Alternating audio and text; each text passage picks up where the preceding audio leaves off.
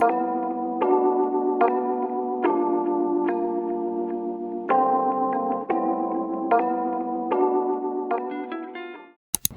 10 a.m. and nandito na ako sa work. Hindi ako nakapag-vlog kanina pero bumili lang ako ng Zeus Spanish latte. And then, nag-breakfast din ako. Nagbaon ako ng beef steak with rice. Tapos, eto na lang kakainin ko throughout the day. Fruits.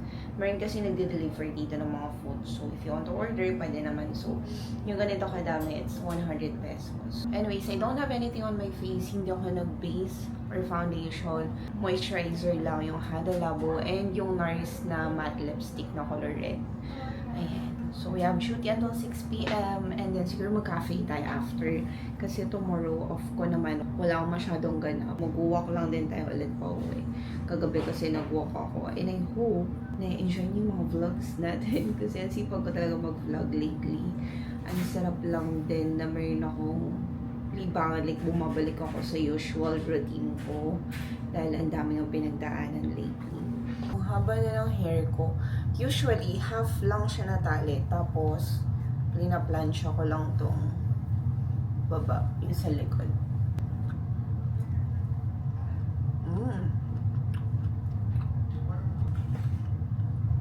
Hindi ako mahilig sa pinya, pero nahihiligan ko siya lately.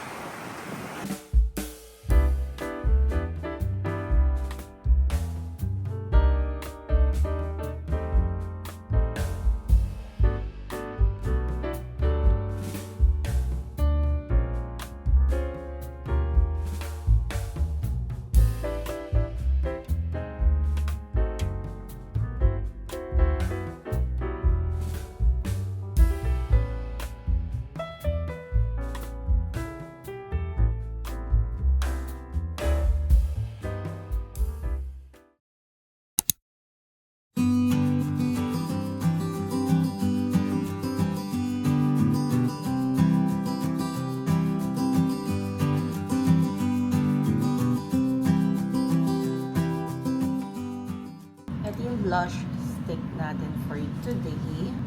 Toasted Ted yung shade niya. Super nice ng color na to. Like, pwede siya sa lips, sa cheeks, sa eyelids. Pero mas gustong-gusto ko siya sa eyelids kasi nga parang eyeshadow yung peg, like yung color niya. Tapos eto, binigay siya ni Ryan. Hindi ako mahilig talaga sa lip oil kasi ayoko nung parang malagkit, heavy, greasy, ganyan yung feeling. Pero naka-buy one take one na daw ito binili. At yung color adapting lip and cheek oil. Ang ganda pala niya. Like, hindi siya greasy. Super lightweight lang na sa lips. Tapos, hindi din siya malagkit.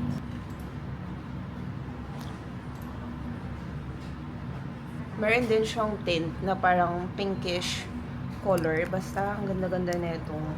Parang ganyan yung color niya. Super light lang pero maganda sa lips. Tapos kanina di ba nag-umuso tayo, so bumili lang ako. Although naka-brow tattoo tayo, pero nilinis ko lang yung mga hair dyan sa paligid. And this one is 129 pesos lang.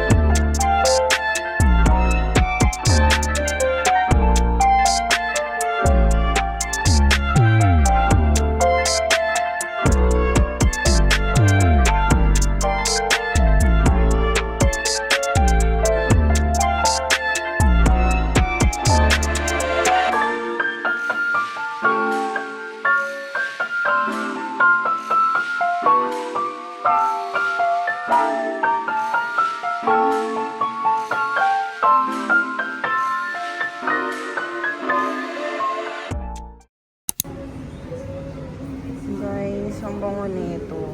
Dito to sa Power Plant Mall. And then this one also. Pero ito daw yung best seller.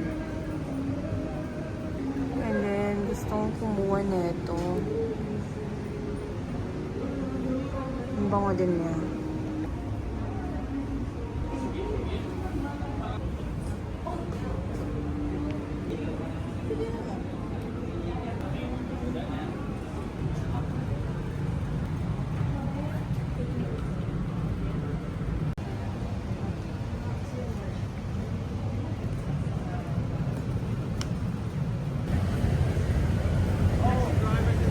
Kanina pa ako nandito sa bahay. Pero ngayon lang ako nagka-time mag-vlog kasi ang dami kong inayos. Anyways, pakita ko lang sa inyo yung bag na gagamitin ko tomorrow. This one, nabili ko siya sa SM Makati for only 500 pesos. 499. Tapos, Grab yung brand niya. And then, ang dadaling kong bag charm is my favorite. The one that I got from Thailand. Sa Central World. Ito yung Care Bears na color pink. Tapos yung binili ko sa bench, bumili lang ako set ng underwear kasi doon ako bumibili ng panty. And then, ayan, yung lip oil. Well, hindi talaga ako ma-lip oil na tao kasi ayoko ng mga glossy, greasy feeling. But again, yung BLK, sobrang ganda ng lip oil nila na yun. And na-appreciate ko talaga siya, especially on my lips kasi it's very moisturizing. Hindi siya greasy, super lightweight. And then, since na-arbor ni KD yung BLK ko, I decided to get one. Pero ang gusto ko talaga, BLK pa din sana. Nagpunta ako sa bench, ito yung nakita ko, meron pala silang bagong product which is a lip oil for only 199 pesos. Natapon ko na yung box niya. Ito yung itsura niya. Super cute. Almost the same color as the BLK. But yung sa BLK talaga, after a while na nasa lips mo siya, meron siyang tint. Super light lang. May kita mo talaga na medyo pinkish yung lips mo. But this one, parang wala. Trinay ko siya kanina. Tapos may kasamang tali, oh. Since I don't have anything on my lips, pakita ko lang siya sa inyo. Super nice neto. Actually, perfect to pang regalo. Lalo na sa mga bagets. Kasi ang cute niya talaga. Medyo chunky lang yung doe foot applicator niya. Tingnan niyo yung part na meron, tapos yung wala. 'Di ba? Once nag-set na siya, hindi mo naman siya masyadong mararamdaman. And hindi siya greasy. Hindi din siya malagkit. Nagustuhan ko yung cooling effect niya and lasang candy. May aftertaste siya na candy. Even yung scent niya. Literally, yung mga amoy ng ballpen before, nung high school ako, yung mababango na pen, ganun siya. So, if medyo namamahalan kayo sa BLK, I highly recommend this one. At first application, parang medyo makapal siya kumpara sa BLK. But then, after a while, since may cooling effect, ma-appreciate mo yung product, yung texture niya. It feels so comfortable kasi nga may cooling effect. Tama ba? Paulit-ulit ako. Basta yun, maganda siya sa lips. Share ko na din pala yung feedback ko dun sa nabili kong room spray at yung white tea and ginger for 279 pesos. Ginamit ko na siya. Pwede nyo nga itong gamitin pabango sa damit nyo eh. Like, mabango. Amoy Rockwell, amoy Power Plant Mall. Yun nga lang dito matagal yung amoy niya. Tumatagal ba yung amoy niya? Hindi, diba? Hindi siya tumatagal. Pero kung meron kayo yung mga nilalagyan ng kandila tapos sisindihan, anong tawag siya? Hindi yung diffuser eh. Yung isa pa, yung traditional way. May ganoon kasi ako dito, hindi ko lang mahanap. Feeling ko, tatagal yung scent sa loob ng kwarto or sa bahay. Spray nyo lang siya, literally, sa loob ng kwarto. After a while, siguro mga wala pang 1 hour, wala na yung scent niya. Kaya, yung 279, tingnan nyo naman, oh. Ang dami na natin na-consume. Spray ako sa kabilang kwarto, dito sa room ko, saka sa baba. Mabango talaga siya, yun nga lang, madaling mawala. Same dun sa cologne na nabili ko. This one, tingnan nyo Medyo madami na siyang nabawas din. This one is 245. Although, I don't expect so much, kasi nga, cologne lang siya. Hindi naman siya yung mga oil, perfume base. May mga cologne naman kasi like yung mga cologne sa bench. Tumatagal yan, dumidikit yan sa damit eh. Even sa skin. Tapos, nasa less than 150 pesos lang. This one, 245. At least nasubukan ko. Mabango siya, pero hindi tumatagal yung amoy. Ayun ang bilis na mawala.